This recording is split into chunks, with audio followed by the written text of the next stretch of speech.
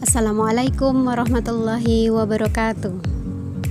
Pada masa pandemi COVID-19 ini, tentunya segala kegiatan kita terbatas. Begitu pula dalam pertemuan yang sifatnya mengundang banyak orang dan dalam keramaian. Oleh karena itu, ibu-ibu izinkan saya menyampaikan sosialisasi Gema Cermat, gerakan masyarakat cerdas menggunakan obat, yang sebelumnya sudah disampaikan oleh pihak kesehatan Puskesmas Gajahan pada hari Sabtu kemarin 24 Oktober 2020, tempatnya di Puskesmas Gajahan yang dihadiri beberapa kader posyandu dan masing-masing wakil dari kelurahan sekecamatan Pasar Kliwon. Adapun tema yang tersampaikan adalah waspada dalam membeli obat online dan bijak menanggapi informasi kesehatan secara online. Baik ibu-ibu, akan saya sampaikan beberapa hal tentang pentingnya kita mengetahui sebelum dan sesudah kita menggunakan obat. Cara cerdas gunakan obat. Tahukah Anda? Obat bisa berbahaya jika salah menggunakannya. Ada beberapa hal yang harus kita perhatikan dalam memilih obat. Yang pertama, kandungan zat berkhasiat, bukan merek dagangnya ya Bu. Yang kedua, riwayat alergi atau sensitif terhadap obat. Yang ketiga, kondisi hamil atau berencana hamil. Beberapa obat dapat mempengaruhi janin dan menyebabkan cacat pada bayi. Yang keempat, kondisi menyusui, karena beberapa obat dapat masuk dalam ASI dan menimbulkan efek buruk pada bayi. Yang kelima, harga eceran tertinggi pada obat. Yang keenam, bentuk sediaan. Pilihlah yang paling sesuai untuk digunakan dengan baik dan benar. Yang ketujuh, kondisi sedang menggunakan obat, karena dapat berinteraksi dengan obat lain. Jadi jika kita masih menggunakan obat lain, jangan minum obat lagi. Tentunya kita harus tanyakan dulu pada apoteker boleh atau tidaknya. Sedangkan cara memilih obat berdasarkan tingkat keamanannya, obat digolongkan dalam beberapa kategori: obat bebas terbatas, dan obat keras. Obat bebas adalah obat yang dapat dibeli tanpa resep dokter.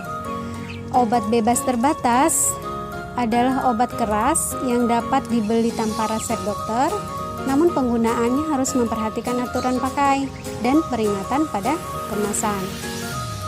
Sedangkan obat keras, obat yang hanya dapat diperoleh dengan resep dokter. Adapun cara mendapatkan obat. Kalau obat keras dapat diperoleh di apotik atau di fasilitas pelayanan kesehatan berdasarkan resep dokter dengan memperhatikan kelengkapan informasi pada etiket, nama pasien, tanggal dan aturan pakai. Yang kedua, tanggal kedaluarsa. Sedangkan obat bebas dan obat bebas terbatas dapat kita peroleh di apotik atau toko obat berizin dengan memperhatikan kemasan dalam kondisi baik dan utuh, kelengkapan informasi pada kemasan, tanggal kedaluarsa, dan nomor registrasi. Sedangkan cara menggunakan obat, ada beberapa hal yang harus kita perhatikan. Yang pertama, baca aturan pakai terlebih dahulu sebelum menggunakan obat. Yang kedua, gunakan obat sesuai aturan pakai. Kita harus tahu dosisnya, rentang waktunya, lama penggunaannya. Tetap kita harus baca dengan teliti. Yang ketiga, obat bebas dan obat bebas terbatas tidak digunakan secara terus-menerus. Jika sakit berlanjut, segera hubungi dokter. Yang keempat, hentikan penggunaan obat apabila timbul efek yang tidak diinginkan. Segera ke fasilitas pelayanan kesehatan. Sedangkan yang kelima, tidak menggunakan obat orang lain meski gejala sakitnya sama, karena efek samping sama imun tubuh kita itu berbeda. Yang keenam, tanyakan ke apoteker untuk mendapatkan informasi penggunaan obat yang lebih lengkap. Tidak bertanya kepada Mbah Google secara online karena informasi bisa saja tidak sesuai. Lebih baik kita langsung tanyakan ke apoteker kesehatan. Secara umum, cara menyimpan obat di rumah sebagai berikut. Yang pertama, tidak melepas etiket pada wadah obat karena tercantum nama, cara penggunaan, dan informasi penting lainnya. Yang kedua, perhatikan dan ikuti aturan penyimpanan pada kemasan. Yang ketiga, letakkan obat jauh dari jangkauan anak.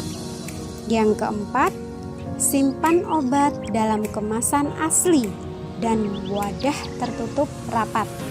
Yang kelima, tidak menyimpan obat di dalam mobil dalam jangka lama karena suhu tidak stabil dalam mobil dapat merusak obat. Yang keenam, perhatikan tanda-tanda kerusakan obat dalam penyimpanan. Misal, perubahan warnanya, baunya, dan penggumpalan. Sedangkan secara khusus, cara menyimpan obat di rumah ada beberapa yang perlu kita perhatikan.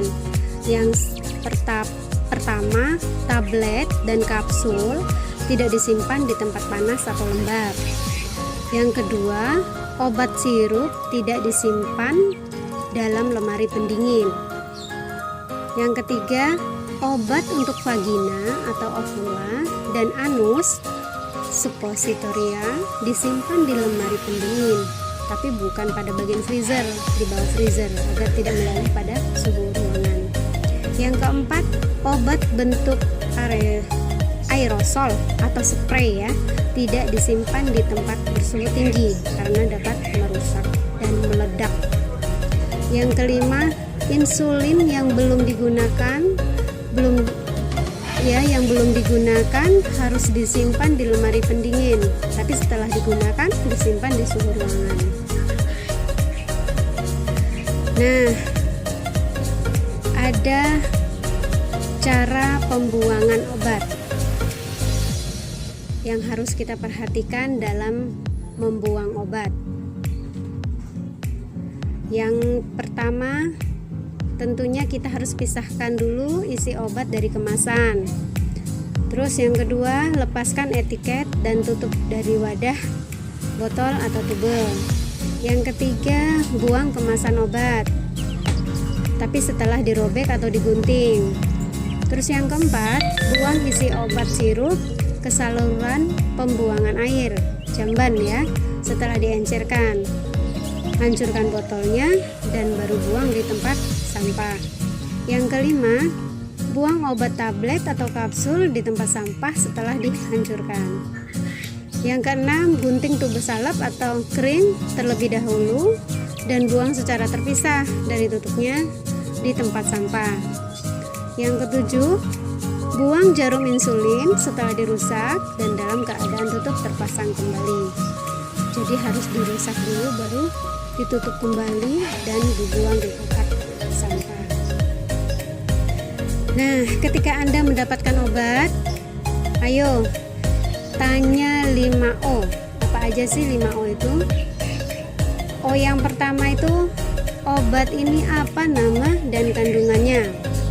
Tentunya setiap obat ada namanya apa, kandungannya apa. O yang kedua, obat ini apa khasiatnya? Nah, sesuaikah apa yang kita butuhkan? O yang ketiga, obat ini berapa dosisnya? Jangan sampai kita overdosis, adanya nanti bukannya sembuh malah tambah sakit. Sedangkan O yang keempat, obat ini bagaimana cara menggunakannya? Ini kita tetap harus perhatikan benar-benar. O yang kelima, obat ini apa efek sampingnya? Tentunya setiap obat ada efek sampingnya. Kita harus tahu dulu efek sampingnya apa. Baik ibu-ibu, demikianlah sosialisasi yang saya dapat dari Puskesmas Gajahan. Semoga bermanfaat buat kita semua, dan tentunya kurang lebihnya saya mohon maaf, dan saya ucapkan terima kasih atas perhatiannya, dan saya akhiri.